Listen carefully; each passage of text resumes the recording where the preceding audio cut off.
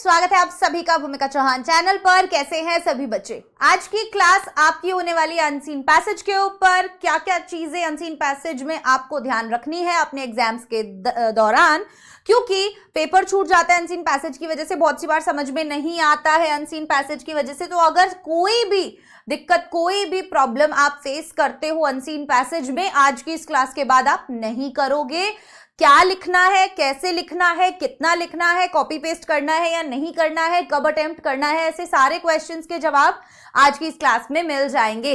अभी तक अगर आपने चैनल को सब्सक्राइब नहीं किया है तो बच्चे फाइनली फटाफट जाके चैनल को सब्सक्राइब कर दो। भूमिका चौहान है मेरे चैनल का नाम।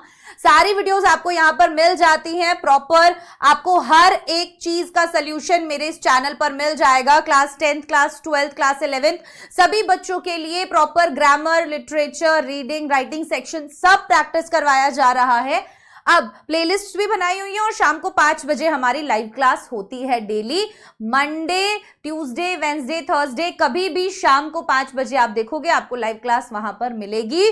तो क्लास अटेंड जरूर कीजिएगा, सब्सक्राइब कर लीजिए। अब आ जाते हैं हमारे अनसीन पैसेज के ऊपर। तो कब अटेम्प्ट करना चाहिए? मैम सेक्शन ए लास्ट में अटेम्प्ट करें, सबसे पहले अटेम्प्ट करें। कॉपी पेस्ट आंसर्स कर सकते हैं या नहीं, कितनी लाइंस में आंसर लिखें, 3 नंबर का क्वेश्चन है तो कितना लिखना मैम बहुत जरूरी होता है। वोकैबुलरी वाले क्वेश्चंस को कैसे अटेम्प्ट करें और आंसर कैसे ढूंढें, ऐसे बहुत सारे सवाल हैं। तो सबसे पहले हम बात करेंगे कब अटेम्प्ट करें, ये बहुत इंपॉर्टेंट पार्ट है। आप एग्जाम में जब बैठे होते हो ना, तो आपको मिलते हैं 15 मिनट्स, ठीक है। अभी एक अनसीन पैसेज हम क्लास के दौरान सॉल्व भी करेंगे। आपको मिलते हैं बेटा 15 मिनट। ये जो 15 मिनट होते हैं ये प्रॉपर पेपर प्लानिंग के लिए होते हैं। इस पेपर प्लानिंग के लिए ये आपको 15 मिनट दिए हैं, तो ये इसीलिए इस्तेमाल करने हैं। इस पेपर प्लानिंग वाले 15 मिनट में आपको कहीं पर भी अनसीन पैसेज को सॉल्व करने, ग्रामर को सॉल्व करने, लिटरेचर के आंसर सोचने नहीं बैठना है। बच्चे क्या करते हैं, 15 मिनट के दौरान आंसर्स याद करने लग जाते हैं, सोचने लग जाते हैं, सॉल्व करने लग जाते हैं, जो कि गलत है। इन 15 मिनट में आपको ये चेक करना है कि section A, B, C, D में से मुझे सबसे अच्छे से कौन सा सेक्शन आता है। अगर आप मेरी बात करें, मैं क्या करती थी या मैं बच्चों को क्या सलाह देती हूं, तो मैं सिंपल एक सलाह देती हूं कि सेक्शन ए जो कि रीडिंग सेक्शन है और सेक्शन बी जो कि राइटिंग सेक्शन है, इन दोनों सेक्शंस को आप बाद में कीजिए। क्यों? क्योंकि अनसीन पैसेज आज से पहले कभी देखा नहीं है। राइटिंग सेक्शन के अंदर भी आप लोगों के पास आर्टिकल राइटिंग आता है, जिसमें आपको बहुत सोचने की जरूरत होती है, लिखना क्या लिखना, ये सब प्लानिंग की जरूरत होती है। लेकिन ग्रामर आप ऑलरेडी पढ़कर गए हो, सारे रूल्स आप लोगों को अच्छे से याद है। लिटरेचर आप ऑलरेडी पढ़कर गए हो, सारे क्वेश्चन आंसर्स आपको देखे हुए लगेंगे। तो इसीलिए मेरा सजेशन रहता है कि सेक्शन सी और सेक्शन डी को आप सबसे पहले अटेम्प्ट करें। इन दोनों सेक्शंस में से जो सबसे अच्छे से आता है उसको पहले अटेम्प्ट करो, साफ सुथरा, प्रॉपर, अच्छा पेपर प्रेजेंटेशन के साथ। First impression is the last impression. Section C और डी मेरे अकॉर्डिंग, आपके अकॉर्डिंग फिर भी अगर आपको सेक्शन ए अच्छे से आता है आप करो, नो डाउट। अब सेक्शन ए और सेक्शन बी, पहले 15 मिनट में जब आप अपना पेपर पढ़ रहे हो तब आपको अपना अनसीन पैसेज भी पढ़ना है। ध्यान से सुनिए मैंने क्या कहा, आपको अनसीन पैसेज पढ़ना है, सॉल्व नहीं करना है, सिर्फ एक रीडिंग लगानी है, ठीक है। आपने वो रीडिंग लगा ली, अब आपका पेपर स्टार्ट हो गया, आपको जो भी अच्छे से आता था आपने वो सब चीजें अटेम्प्ट की। अब बारी आती है अनसीन पैसेज की। जब कभी भी आप अनसीन पैसेज को सॉल्व करोगे, ये हर बार हर टीचर आपको चीख चीख के बोलता है कि बेटा पहले आपको क्वेश्चंस को रीड करना है। What is the reason behind that, कि क्वेश्चन रीड करने के लिए सबसे पहले बोला जाता है। क्यों? क्योंकि एग्जाम्स में आपको नंबर लाने हैं, आपको अपने आंसर्स ढूंढने हैं। वहां पर बैठ के आपको उस अनसीन पैसेज का कोई हिंदी मीनिंग नहीं पूछ रहा है, या कोई आपको उस पर असाइनमेंट नहीं बनानी है, या किसी को कोई वाइवा नहीं देना है, ऐसा कुछ नहीं करना है। वहां पे आपको क्या करना है, आपको सीधा क्वेश्चन ढूंढना, क्वेश्चन पढ़ना है और अपना आंसर ढूंढना है। इस पे फोकस करो, आंसर ढूंढने पे फोकस करो। अब आंसर्स कैसे ढूंढने हैं वो भी मैं बताऊंगी, लेकिन पहली चीज क्वेश्चन पहले पढ़कर अपना पैसेज पढ़ना है। अब बहुत सी बार 95% ऐसा हो जाता है, पहले क्वेश्चन का आंसर स्टार्टिंग में, सेकंड का उसके नीचे, थर्ड का उसके नीचे, फोर्थ का उसके नीचे, इस तरीके के पैटर्न में क्वेश्चन पूछा होता है। लेकिन जरूरी नहीं है हर बार ऐसा हो, 5% केसेस में ऐसा भी हो सकता है कि कुछ अलग तरीके का पैसेज आया हुआ है। बात अगर करें सीबीएसई बोर्ड की, तो सीबीएसई बोर्ड में भी ये वाली ट्रिक अप्लाई होती है कि पहला क्वेश्चन का आंसर आपको लगभग पहले, देन बाद में, देन बाद में, देन बाद में, इस तरीके से ही मिलता है। लेकिन ऑब्वियसली जरूरी नहीं है कि आपको हर बार ऐसा ही परोसा हुआ सामान मिल जाएगा। ठीक है, तो क्वेश्चंस पहले रीड करने हैं and then answer find out करने हैं। अब क्वेश्चन रीड कैसे करना है, आपको क्वेश्चन में से कीवर्ड्स ढूंढने हैं, कीवर्ड्स ढूंढने हैं क्वेश्चन में से। कैसे ढूंढे जाएंगे क्वेश्चन में से कीवर्ड्स? देखो, मान लो ये एक आपका पैसेज है और ये पहला क्वेश्चन है, इस क्वेश्चन का कीवर्ड फाइंड करो। When will the real man discovered? आपका कीवर्ड सीधा हो जाएगा रियल मैन और डिस्कवर्ड। ऑब्वियसली ये वर्ड्स आपको कहां देखने को मिलते हैं पैसेज में? जैसे ही आपने यहां पर पैसेज खोला, आपका दिमाग सबसे पहले कहां जाएगा? आपका दिमाग सबसे पहले जाएगा यहां पर और आपको आंसर मिल जाएगा। ठीक है, यहीं से बात निकल कर आती है कि मैं अब जब मुझे पता चल गया कि मेरे फर्स्ट क्वेश्चन का आंसर यहां पर है, क्या मुझे यही आंसर कॉपी पेस्ट करना है? नहीं, आपको आंसर यहीं से लिखना है, लेकिन कॉपी पेस्ट नहीं करना है। Big no. तो करना क्या होगा मैम? बस थोड़ा बहुत शब्दों को आगे पीछे ऊपर नीचे करके लिखना होता है। ठीक है, तरीका बदलना है, लिखना यहीं से है, ऐसा नहीं है कि लिखना यहां से नहीं है। अब जहां आपको आपके क्वेश्चन के कीवर्ड्स मिल गए, उसकी एक लाइन ऊपर एक लाइन नीचे अच्छे से पढ़ो, क्योंकि आंसर आपका उतना ही है। अब उस आंसर को आपको बना के लिखना है बस। अब यहां से मैं अपने कीवर्ड्स आंसर के फाइंड आउट करूंगी कि भाई मैं क्या क्या लिखने वाली हूं। जैसे it is only under adverse circumstances that the real man is discovered, तो मैं एक चीज मेंशन करूंगी, एडवर्स सर्कमस्टांसेस। ठीक है, a man of character of noble intentions of strong and sturdy physique and virtues of selfless service to others proves his worth even in times of adversity. तो अब मेरे आंसर में Nobel intentions आना चाहिए, ठीक है, स्ट्रॉन्ग एंड स्टर्डी फिजिक आना चाहिए, वर्च्यूज ऑफ सेल्फलेस सर्विस आना चाहिए। ये 3 से 4 चीजें मेरे आंसर के अंदर होनी चाहिए। एक रियल आदमी ये सब चीजें प्रूफ करता है अपने एडवर्स सर्कमस्टांसेस में भी। मुझे कोई मीनिंग्स जानने की जरूरत नहीं है, बहुत ज्यादा डीप में जाने की जरूरत नहीं है, मुझे पता है मुझे यहां से अपना आंसर अब बनाना है। तो आप आंसर कैसे बनाएंगे वो भी हम बात करेंगे। ठीक है, अब जैसे it is only under adverse circumstances that the real man is discovered, भाई मैं इसको ऐसे ना लिखने की जगह ऐसे कैसे लिख सकती हूं? द, अपने क्वेश्चन से उठा लूंगी, the real man is discovered इन, क्या है? एडवर्स सर्कमस्टांसेस की जगह मैंने लिख दिया एडवर्सिटी। एक तो इतना बड़ा आता है ना ये।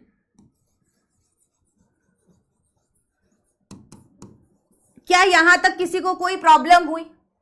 बोलो, the real man is discovered in adversity. आगे क्वेश्चन में क्या है? A man of character of Nobel intention of strong and sturdy physique and virtues of selfless service to other proves his worth even in the times of adversity। तो अब उसका true character पता चलता है। A man of character of noble intentions, क्या लिखूं मैं? The real man is discovered in adversity when his true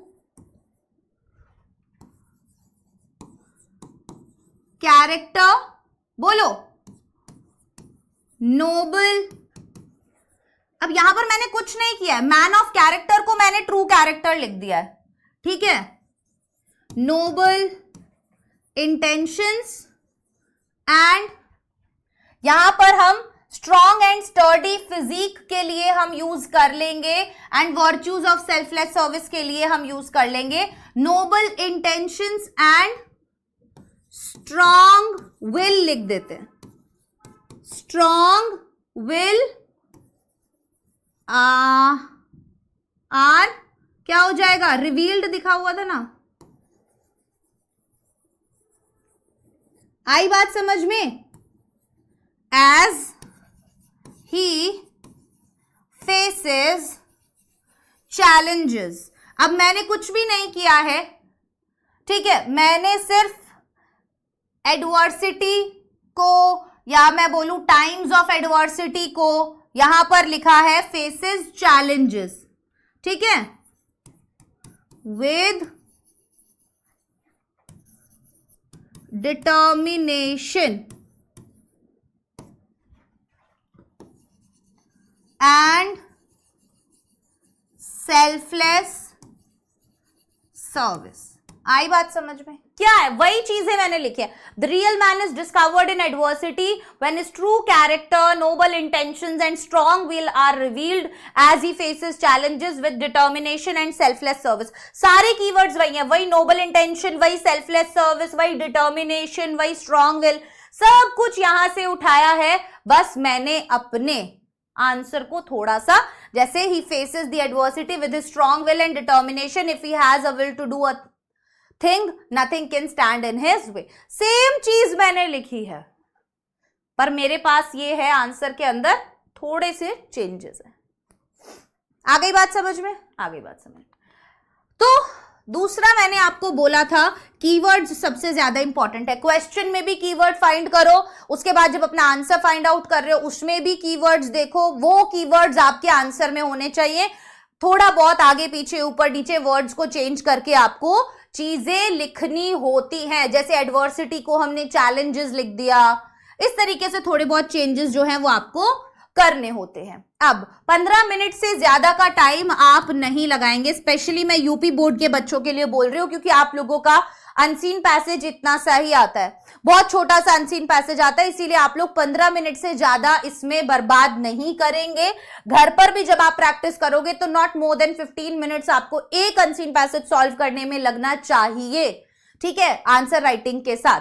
अब बच्चे बोलेंगे मैम कितनी लाइंस का आंसर लिखना होता है, तो बेटा इतना लंबा आंसर 3 नंबर का तो बनता है, ठीक है। तो यहां पर अगर मेरा ये लगभग आप सोच लो 40 वर्ड्स, 40 to 50 वर्ड्स आपको लिखने पड़ेंगे, अंदाजन लगा लो आप 40 वर्ड्स, आप अंदाजा लगा के चलो कि कम से कम मेरे 3 नंबर के आंसर में 40 वर्ड्स का आंसर होना चाहिए, ठीक है। तो आपकी एग्जाम की जो शीट होती है उसके अकॉर्डिंग, जैसे यहां पर मेरा 6 लाइन में आ रहा है, तो आपकी एग्जाम की शीट के अंदर 4 लाइन के अंदर तो कम से कम 4 से 5 लाइंस के अंदर आपका आंसर होना चाहिए, क्योंकि 3 नंबर का सवाल पूछा हुआ है, ठीक है। अब ये हमें पता चल गया। उसके बाद हम क्या बात कर रहे थे, कितनी लाइंस में आंसर लिखे, कॉपी पेस्ट करें या ना करें, कब अटेम्प्ट करें, आंसर कैसे ढूंढे, इसके ऊपर भी हमने बात कर ली कि हमें आंसर्स किस तरीके से फाइंड आउट करने होते हैं, हमें कीवर्ड्स के जरिए अपने आंसर को ढूंढना होता है, ठीक है। तो बाद में अटेम्प्ट करना है, 15 मिनट के अंदर अनसीन पैसेज खत्म कर देना है, बार बार पैसेज नहीं पढ़ना है, एक बार क्वेश्चन को पढ़ा और पैसेज पर चले गए, ठीक है, फिर अगला क्वेश्चन पढ़ा और पैसेज पर चले गए। लेकिन जब दूसरा क्वेश्चन पढ़ोगे तो आप वापस शुरुआत से पढ़ना शुरू नहीं करोगे। मान लो मेरा क्वेश्चन नंबर 2 है, what kind of a man proves his worth even in adversity. लगभग सेम टाइप का क्वेश्चन है या नहीं, बोलो, लगभग सेम टाइप का क्वेश्चन है। What kind of a man proves his worth even in adversity, किस तरीके का आदमी अपना वर्थ प्रूव करता है एडवर्सिटी में। सिंपल आंसर यही मिल जाएगा, a man of character, noble intention, strong and sturdy physique, virtues of selfless service to others, proves his worth even in the time of adversity। बोलो, हम बस इसको चेंज करके लिखेंगे, a man with noble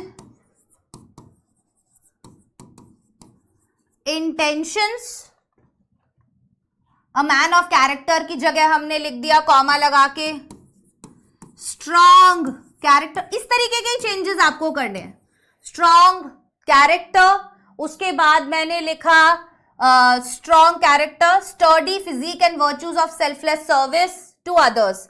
तो हम इस चीज को कैसे लिख सकते हैं बताओ, बोलो बोलो बोलो, strong character and selfless service to others proves his worth even in adversity with किसके साथ? with strong will and determination, with strong will and determination। आई बात समझ में? आंसर बनाने में कोई दिक्कत आप लोगों को नहीं होगी। Who can conquer his mission? अब जब मेरे पास क्वेश्चन नंबर 3 आया तो मेरे पास दो कीवर्ड्स आ गए, कॉन्कर और मिशन। मैं अपने पैसेज पर जाऊंगी और अब जितना पैसेज मैंने पढ़ लिया है उसे मैं वापस से नहीं पढ़ूंगी क्योंकि मुझे पता है वहां पर इस तरीके की कोई बात नहीं हुई है। सो अब मैं पढ़ने वाली हूं आगे से ही कैन कॉन्कर और मिशन। मुझे मेरे कीवर्ड्स मिल गए हैं, आप लोगों को भी मिल गए होंगे। He can conquer all obstacles to achieve his mission since his objective is noble and worthy. ठीक है, तो अब यहां पर क्या पूछा है? Who can conquer his mission, कौन अपना मिशन कॉन्कर कर सकता है? जिसके इंटेंशंस नोबल और वर्दी हैं। In the days of prosperity and pleasure we sleep and enjoy and know not what we are, but in adversity the inner man wake up and we come to know our real strength and weaknesses. Right, तो यहां पर हमारा जो answer होगा Who can conquer his mission, सीधा answer हमारा होगा कि एक इंसान, कौन? जो कि नोबल है और वर्दी है, वो अपना क्या कर सकता है? मिशन कॉन्कर कर सकता है, सारे ऑब्स्टिकल्स को पार करके अपने मिशन को अचीव कर सकता है। तो हम लिखेंगे a person who is noble and worthy can conquer all obstacles to achieve his missions. Right, आई बात समझ में या नहीं आई? बस इसी तरीके से आपको अपना आंसर यहां पर लिख देना है। अब बारी आती है which word in the passage is selfish. बहुत इजी क्वेश्चन है। सेल्फिश का ऑपोजिट पूछा हुआ है। पूरे पैसेज में कौन बच्चा है जो इजीली सेल्फिश का ऑपोजिट बता देगा? कोई भी बच्चा बता देगा, virtues of selfless. Selfless word जो है वो सेल्फिश का ऑपोजिट है। राइट, तो देखो बहुत सी बार ऐसा होता है, ठीक है, कि किसी वर्ड का मीनिंग पूछ लेते हैं हमसे। ठीक है, जैसे इसमें भी पूछा होगा आगे ऑब्स्टिकल्स। जैसे what does the word obstacle mean in the passage? Passage के अंदर ऑब्स्टिकल्स वर्ड का क्या मतलब है? तो अगर मैं पैसेज में जाऊं और अब मुझे इस वर्ड का मीनिंग फाइंड आउट करना है तो मैं कैसे करूंगी? हर बार ये ट्रिक काम नहीं आती है, बट बहुत सी बार आ भी जाती है, इसलिए ध्यान से सुनना कि ऑब्स्टिकल यहां पर वर्ड दिया हुआ है। मैं क्या करूंगी? अपनी जो लाइन है उसको इसके बिना पढ़ने की कोशिश करूंगी। ठीक है, अब आप सब सोच लो कि यहां पर ये वर्ड लिखा ही नहीं हुआ, ये लो। ठीक है, अब आप लाइन को 3 से 4 बार अगर पढ़ोगे तो आपको मीनिंग समझ में आ सकता है। क्या? जैसे कहां से शुरू होता है ये? He faces the adversity with his strong will and determination। हमें पता है कि एडवर्सिटीज की बात हो रही है, ठीक है, बुरी समय की बात हो रही है, विपदाओं की बात हो रही है, तो इससे रिलेटेड कुछ हो सकता है अपनी स्ट्रॉन्ग विल, अपनी डिटर्मिनेशन के साथ। If he has a will to do a thing, अगर उसके अंदर एक विल है कुछ कर दिखाने की, तो कुछ भी चीज उसे उसके रास्ते में नहीं आ सकती, उसे नहीं रोक सकती। ही कैन कॉन्कर ऑल। अब वो देखो क्या कर रहा है, वो उसके रास्ते में कोई भी चीज नहीं आ सकती, वो जीत सकता है ऑल। अब क्या जीत सकता है? सारी परेशानियां जो आ रही हैं to achieve his mission. Mission achieve करने के लिए सारी परेशानियों को जीतना जरूरी है।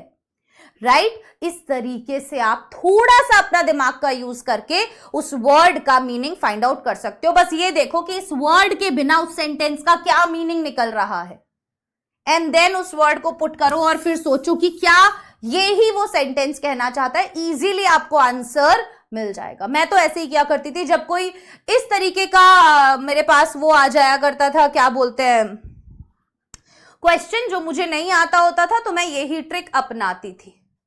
ठीक है, हो गई बात क्लियर। तो अब सब मुझे यहां पर मीनिंग लिखकर बताएंगे कि ऑब्स्टिकल का मीनिंग पैसेज में क्या है। ऑब्स्टिकल एज इन प्रॉब्लम्स हैं सारी जो भी हमारे रास्ते में आती हैं। ठीक है, चलिए, तो ये थी हमारी आज की क्लास जो अनसीन पैसेज के ऊपर थी। अगर आपने अभी तक क्लास देखी है तो अब आपको मैं होमवर्क के लिए ये वाला पैसेज दे रही हूं जो आपको करना है। अभी जो मैंने करवाया वो भी आपके प्रीवियस ईयर पेपर में आया था और ये पैसेज आपका होमवर्क है। अब आप लोगों को ये पीडीएफ कहाँ मिलेगा? मेरा टेलीग्राम है भूमिका चौहान नाम से, वीडियो के डिस्क्रिप्शन में मैंने लिंक भी डाला हुआ है टेलीग्राम का और मेरे इंस्टाग्राम का, तो आप वहां से जाकर टेलीग्राम पे पीडीएफ पा सकते हैं। अभी तक अगर आपने चैनल सब्सक्राइब नहीं किया है बच्चों तो चैनल को सब्सक्राइब कर लो, भूमिका चौहान नाम से चैनल है। सारे वीडियोस आप लोगों को यहां पर मिलने वाले हैं और ये पता नहीं क्या चल गया, प्लीज इग्नोर करना इन सब चीजों को। ठीक है, यस, तो भूमिका चौहान, ठीक है, BHUMIKA भूमिका। ये पुराना चैनल है, इससे कंफ्यूज मत होना, इस पे क्लासेस नहीं होती हैं।